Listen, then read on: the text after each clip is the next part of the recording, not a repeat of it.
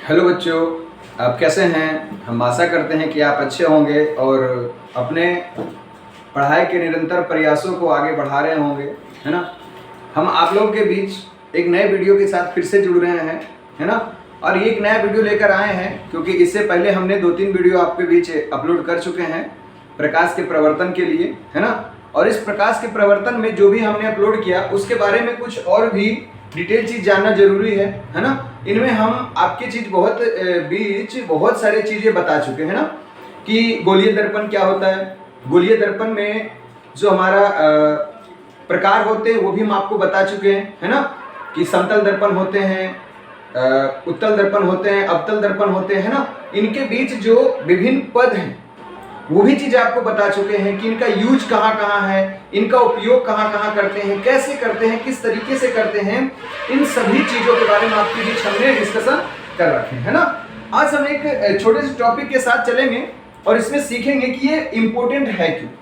और ये टॉपिक जो हमने लिखा है आपके बीच, गोलीय दर्पण से संबंधित पद, ये बहुत ही इम्पोर्टेंट टॉपिक है। ये टॉपिक हम समझ पाएंगे तभी हम इसके बारे में जान पाएंगे कि गोलीय दर्पण जो होते हैं उसके मध्य बिंदु को क्या कहते हैं, है ना। गोलीय दर्पण के बीच जो आपतित प्रकाश किरणें होती है वो जब आपतित होती है दर्पण से तो प्रवर्तन के बाद मिलती कहाँ है, उस बिंदु को क्या बोलते हैं जहां वो मिलती है ना। जिस बिंदु से वो मिलकर के आगे बढ़ती है उस बिंदु को क्या कहते हैं। मतलब ऐसे ऐसे बहुत सारे टॉपिक हमें जानना है और ये हमारे लिए बहुत ही इंपॉर्टेंट चीज है। क्या है?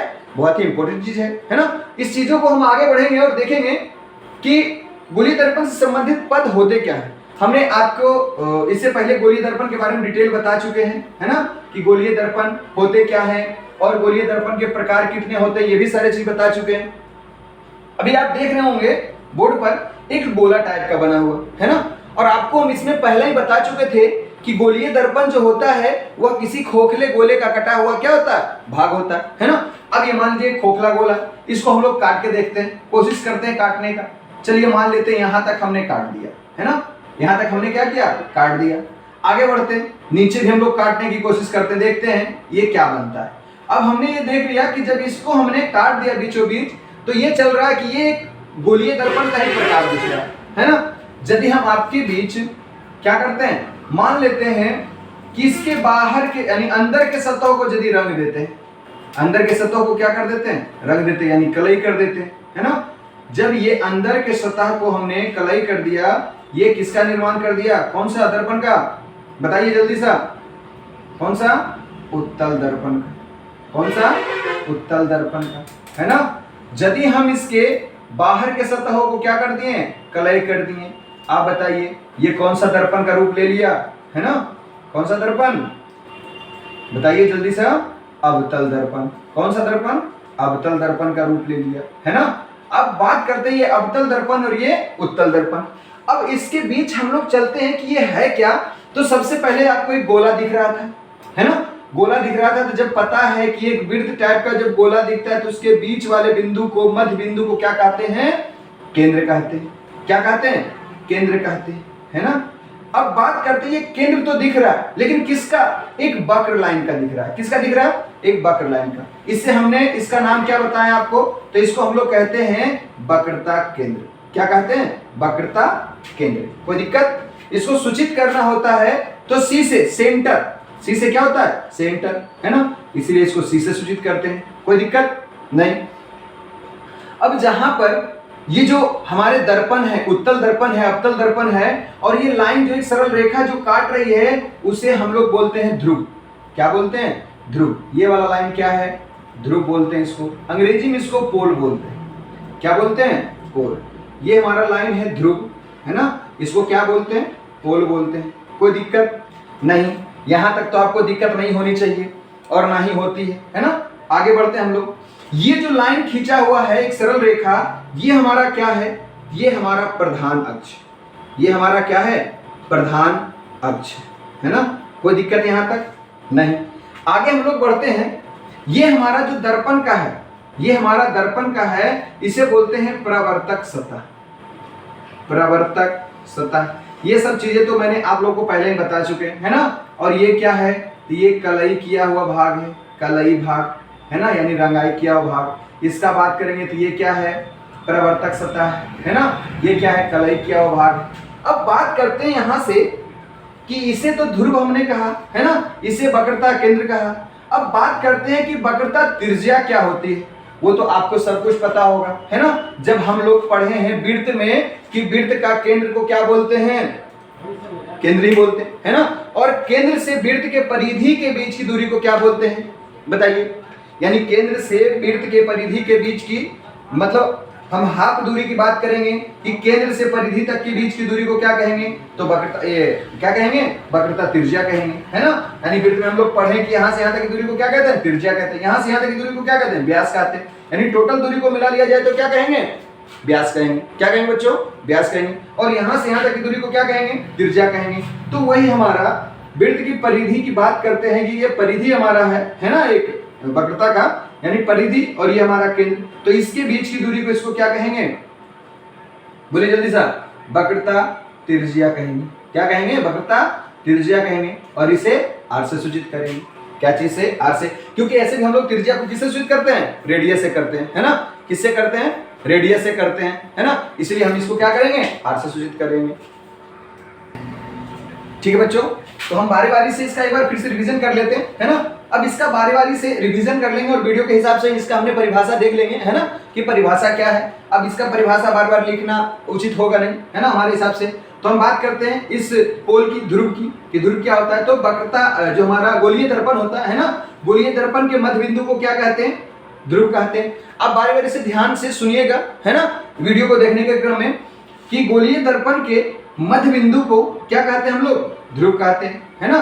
गोलीय दर्पण के मध्य बिंदु को ध्रुव कहते हैं। और गोलीय दर्पण जिस खोखले गोले का कटा हुआ भाग होता है उसके केंद्र को क्या कहते हैं, उसके केंद्र को क्या कहेंगे, उसके केंद्र को हम लोग कहेंगे वक्रता केंद्र कहेंगे। क्या कहेंगे बच्चों, वक्रता केंद्र, है ना। वक्रता केंद्र का परिभाषा क्या हो जाएगा कि गोलीय दर्पण जिस खोखले का, यानी जिस कटे हुए, यानी जिस खोखले गोले का कटा हुआ भाग होगा उसके मध्य बिंदु को क्या कहेंगे, वक्रता केंद्र कहेंगे, है ना। क्या कहेंगे, वक्रता केंद्र कहेंगे। बात करेंगे वक्रता त्रिज्या की, तो वक्रता केंद्र और गोलीय दर्पण के परिधि के बीच की दूरी को क्या कहेंगे, वक्रता त्रिज्या कहेंगे, है ना। कोई दिक्कत नहीं।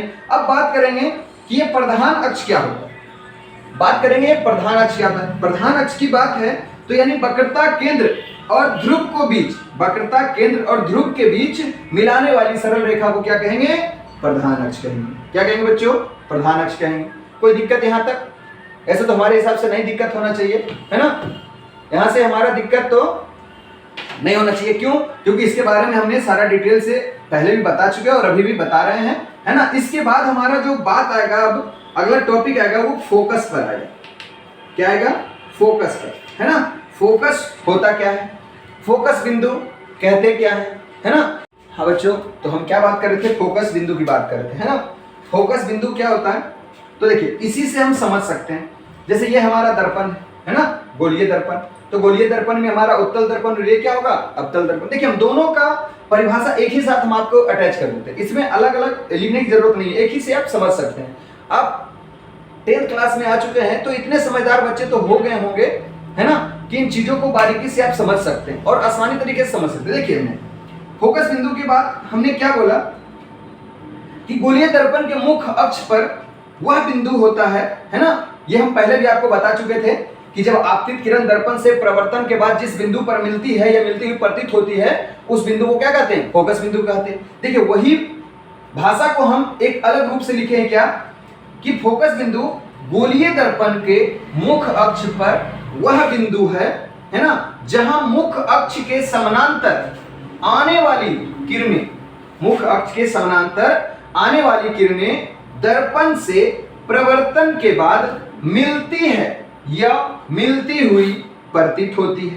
कारण आपको पता है कि जब वास्तविक यानी क्या होगा, वास्तविक रूप से जब मिलेगा तो वो मिलती है ना, और जब काल्पनिक रूप से मिलेगा तो मिलती हुई क्या होगा, प्रतीत होगा। इसलिए उस बिंदु को क्या कहते हैं, उस बिंदु को गोलीय दर्पण की फोकस बिंदु कहते हैं। इसलिए मैंने आपके बीच क्या यूज किया, गोलीय दर्पण यूज किया, कि गोलीय दर्पण जैसा यूज करेंगे तो आप समझ जाएंगे कि मिलेगी, है ना, यानी मिलती है तो उत्तल दर्पण और मिलती हुई प्रतीत होगी तो अवतल, मिलती है तो अवतल दर्पण और मिलती हुई प्रतीत होगी तो उत्तल दर्पण की बात करेंगे, है ना। ये चीजें हम लोग क्या समझेंगे, इस चीजों से ही हम लोग समझ सकते हैं कि फोकस बिंदु क्या होगा, है ना। इसके बाद हमारा एक सबसे बड़ा और अच्छा टॉपिक है, ये छोटा सा है जिसको हम अभी आपके बीच ही इसी के साथ डिस्क्राइब कर देंगे, और उसमें साथ साथ हम देखेंगे कि जब प्रकाश की किरणें दर्पण से, है ना, यानी जब यहाँ पर आपको लिख कर बीच में लिख चुके हैं कि समानांतर आती है ना, तो अब इसके बीच हम बताएंगे दर्पण के बीच कि यदि फोकस बिंदु के समानांतर आएगा,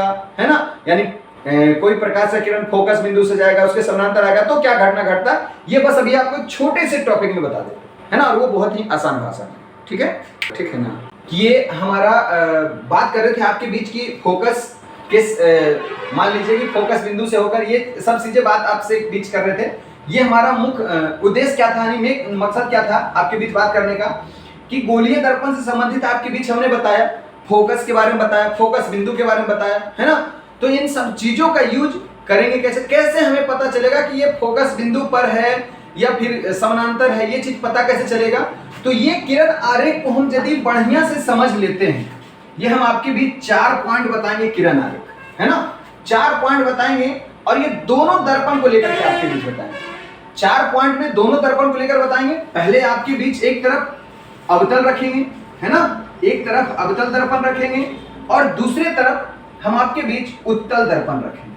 क्या रखेंगे बच्चों, उत्तल दर्पण, और ये दोनों के बीच हम लोग बारी बारी से समझेंगे।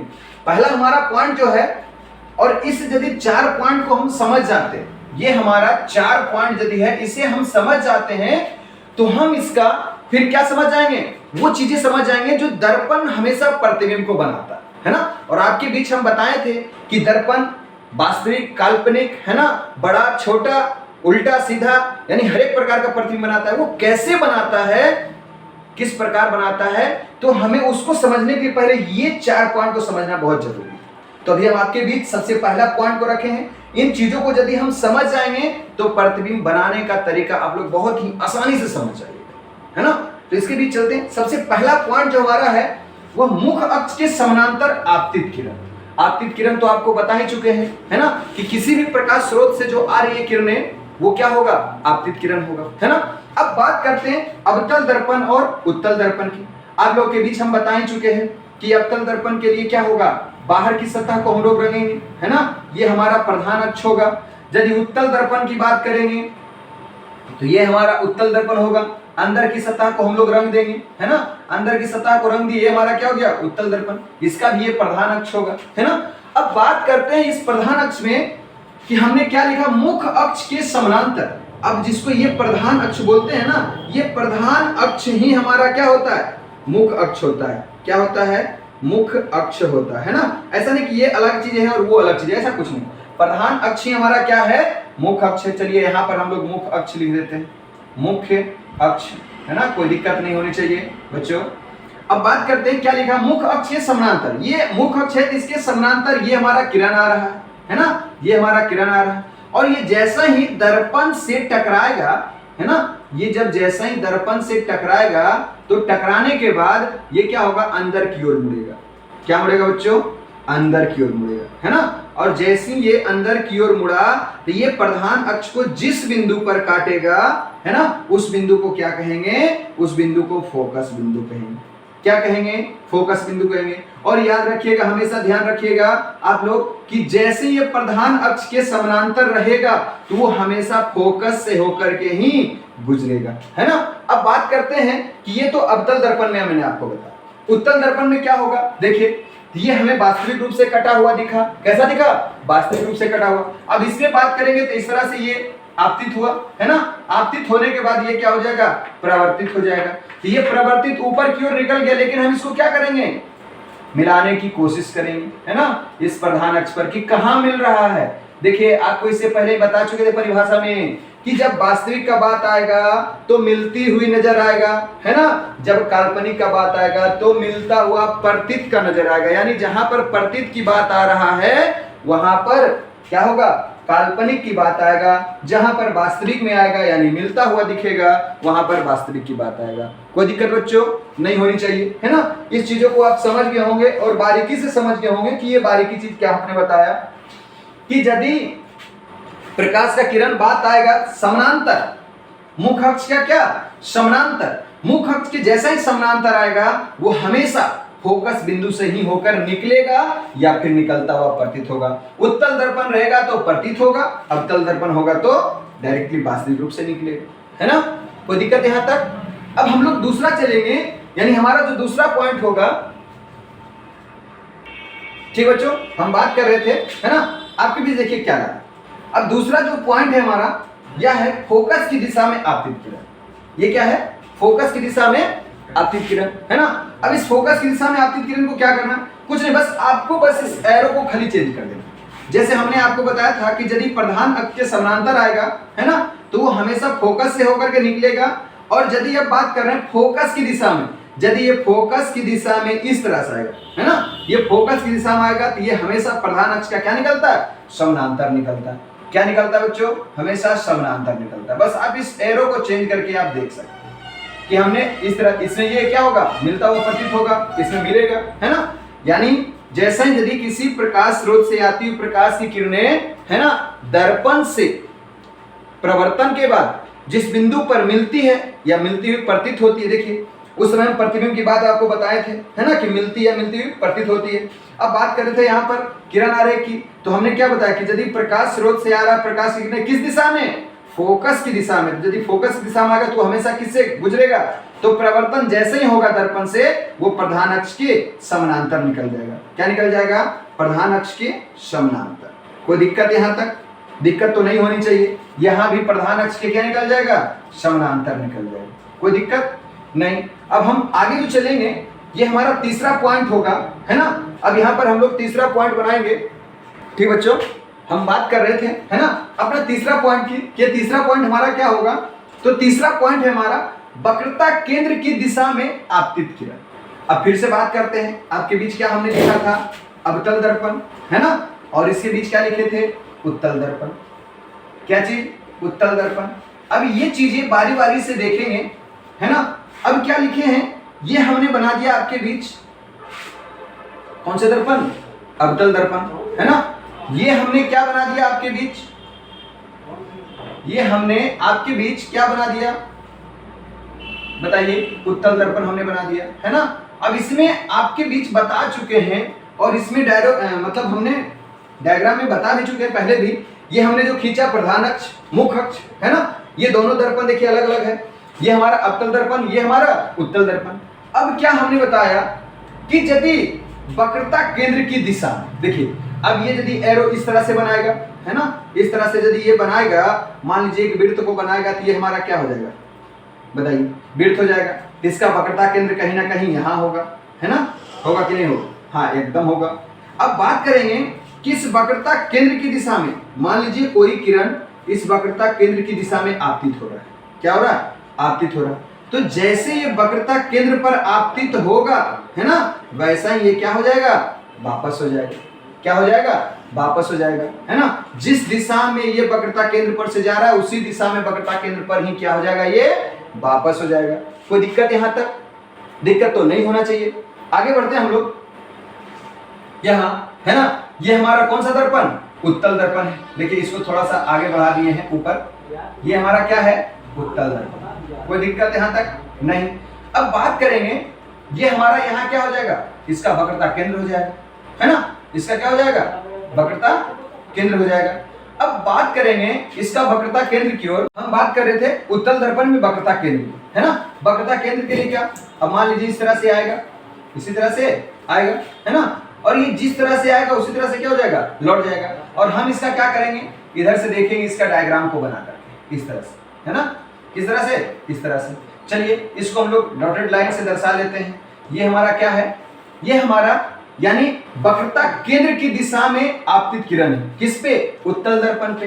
ये किस पे, अवतल दर्पण पे। उत्तल दर्पण पे जिस तरह से आ रहा है उसी तरह से जा रहा है ना, लेकिन ये हमारा क्या होगा, इसमें काल्पनिक चीजें होगा, है ना।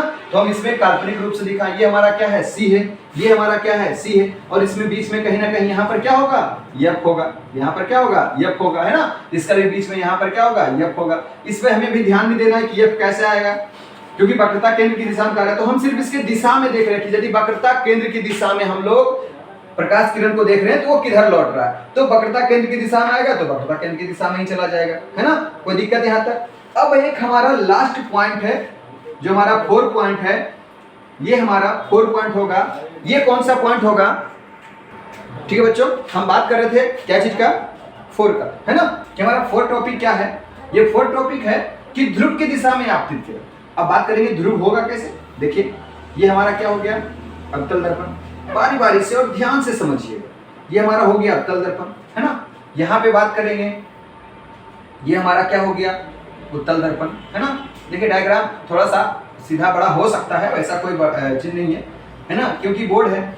अब मार्कर से लिख रहे हैं तो ये बन सकता है ऐसा, है ना। देखिए ध्यान दीजिए, ये हमारा क्या हो गया, ध्रुव, इसको क्या बोलेंगे, ध्रुव। ये भी हमारा क्या हो गया, ध्रुव, है ना। बात करेंगे, अब क्या बोला कि ध्रुव की दिशा में, तो ध्रुव की दिशा में आएगा कैसे, यानी इसी तरह से आएगा ध्रुव की दिशा में, है ना। ध्रुव की दिशा में ये हमारा क्या आ गया, ध्रुव की दिशा में आपतित किरण आ गया। अब बताइए क्या बोल रहा है, ध्रुव की दिशा में। और हम ऐसे दर्पण में प्रवर्तन की घटना को देख चुके हैं कि यदि ध्रुव की दिशा में जितना एंगल पर, है ना, आपतित किरण आता है तो दर्पण से प्रवर्तन के बाद उतना ही एंगल से वो क्या होता है, वापस रिटर्न जाता है। ये पता है ना। यानी देख लीजिए कि जब ये ध्रुव की दिशा में आपतित हो रहा है तो जितना एंगल से आपतित होगा उतना एंगल से क्या होगा, ये वापस जाएगा, उतना एंगल से क्या जाएगा बच्चों, वापस जाएगा, है ना। तो इन चीजों से हम क्या समझ गए कि यदि ध्रुव की दिशा में जितना एंगल से आएगा उतना ही एंगल से क्या होगा, जाएगा, यानी कोण आई किसके बराबर हो जाएगा, कोण आर के बराबर। इसी तरह से यहाँ भी देखिए जिस एंगल से ये आ रहा है उसी एंगल से ये क्या हो रहा है, जा रहा है ना। तो जितना एंगल यहाँ है उतना एंगल यहाँ है। ये हमारा क्या है, प्रधान अक्ष है, ये तो पता ही होगा, है ना, प्रधान अक्ष, या इसी को क्या बोलते हैं, मुख अक्ष भी बोलते हैं। क्या बोलते हैं, मुख अक्ष भी बोलते हैं, है ना। कोई दिक्कत, ये हमारा क्या है, ये आपतित किरण होता है। क्या होता है, आपतित किरण। ये चीजें तो हम आप लोग को भी बता चुके हैं, कोई दिक्कत तो ऐसा होना नहीं चाहिए, है ना। ये 4 टॉपिक हमें एकदम से समझना पड़ेगा, है ना। ये 4 टॉपिक यदि हम लोग बढ़िया से समझ गए तो हम इसका ट्रांसफॉर्मेशन, यानी जो इमेज कैसे बनेगा, कहाँ बनेगा, कहाँ पर रखेगा तो कैसा बनेगा, इन सभी चीजों के बारे में हम लोग आसानी से जान जाएंगे, है ना। इन चीजों को फिर से हम दोहराते हैं कि सबसे पहला पॉइंट क्या था, है ना, क्या था कि प्रधान अक्ष के समानांतर आपतित किरण। यदि प्रधान अक्ष के समानांतर आ रहा है तो किससे होकर गुजरेगा, फोकस से होकर गुजरेगा, है ना। दूसरा बात करते हैं, यदि फोकस से आ रहा है तो किससे गुजरेगा, तो प्रधान अक्ष के समानांतर गुजर जाएगा, है ना। तीसरा बात करते हैं कि वक्रता केंद्र की दिशा में आएगा तो किससे गुजरेगा, तो वक्रता केंद्र की दिशा में ही गुजरेगा, है ना। जिस तरह से आएगा, जिस रास्ता से आएगा उसी रास्ता से चला जाएगा, कोई दिक्कत। चौथा पॉइंट आपको हमने बताया कि ध्रुव की दिशा में आएगा तो जितना डिग्री का कोण बनाएगा, किसके साथ, प्रधान अक्ष के साथ, और आपतित किरण के साथ जितना डिग्री का कोण बनाएगा उतना ही डिग्री कोण के साथ, यानी जाने वाली किरण, यानी परावर्तित किरण प्रधान अक्ष के साथ एंगल बनाएगा और वो फिर क्या होगा, चला जाएगा, कोई दिक्कत। अवतल दर्पण और उत्तल दर्पण दोनों के बीच हमने आप लोगों के बीच क्या बताया, डिफरेंट होता है। ये चारों पॉइंट को आप बहुत ही अच्छे से समझ गए होंगे, हम ऐसा उम्मीद करते हैं, है ना। और यदि नहीं समझे होंगे तो हम कोशिश करेंगे और बेहतर से बेहतर ढंग के देने का, है ना, कोशिश करेंगे बेहतर से बेहतर देने का कि जहां तक हमने आपको बताया इस चीजों को आप बेहतर ढंग से देखेंगे, है ना। बेहतर ढंग से देखेंगे, समझेंगे तो आगे इमेज इंफॉर्मेशन के बारे में बहुत ही अच्छे से पता चलेगा, है ना। तो इन चीजों को आप ढंग से देखिएगा और जो भी दिक्कत आपको आए ना तो आप हमें कमेंट में लिख करके जरूर बताएं, या कोई भी दिक्कत आए तो उस चीजों को हमें या हमारे वीडियो में कोई चीज दिक्कत रहे तो आप उसे कमेंट में लिख करके जरूर बताएं ताकि हम उसे सुधारने का कोशिश करेंगे, है ना। आप लोगों के बीच और भी अच्छे से कोशिश करेंगे सुधार करके वीडियो देने का। लेकिन अभी थोड़ा सा आप लोग इस वीडियो को देख करके, है ना, यदि आपको अच्छा लगेगा तो आप इस वीडियो को लाइक करें, है ना, चैनल को सब्सक्राइब करें। और बात करेंगे कि जो यदि नहीं हमसे जुड़ पा रहे हैं तो उनसे हमारा आपसे रिक्वेस्ट है कि आप इस वीडियो को उन तक पहुंचाने में हमारा सहयोग करें, है ना। उनके तक पहुंचाने में आप उनका सहयोग करें, मदद करें, जिनसे उन तक भी ये वीडियो पहुंचे, उन्हें भी इन वीडियो का लाभ मिले, है ना। और इसी तरह से हमारा और भी वीडियो टॉपिक बाय टॉपिक आपको मिलेगा। अभी हम फिजिक्स की चर्चा कर रहे हैं, आगे वीडियो में हमारा क्या होगा, और भी सारे सब्जेक्ट का चर्चा करेंगे, है ना। और हमारे जो चैनल है उस पर आप हमारे साथ बने रहिए तो आपको सारे वीडियो का इन्फॉर्मेशन आपको मिलते रहेगा, है ना, नोटिफिकेशन के माध्यम से मिलते रहेगा। और जिसका जिसका भी क्लास होगा, जैसे हिंदी का होगा, इंग्लिश का होगा, मैथ का होगा, साइंस का होगा, इन तरीके से जिनका जिनका भी क्लास होगा वो सभी आपके वीडियो आपको क्या होता रहेगा, मिलता रहेगा आसानी से, ठीक है ना। बाकी बच्चों आज के लिए इतना ही, बाकी हम अब नेक्स्ट मिलेंगे अपनी नेक्स्ट वीडियो के साथ, ठीक है ना, बाय।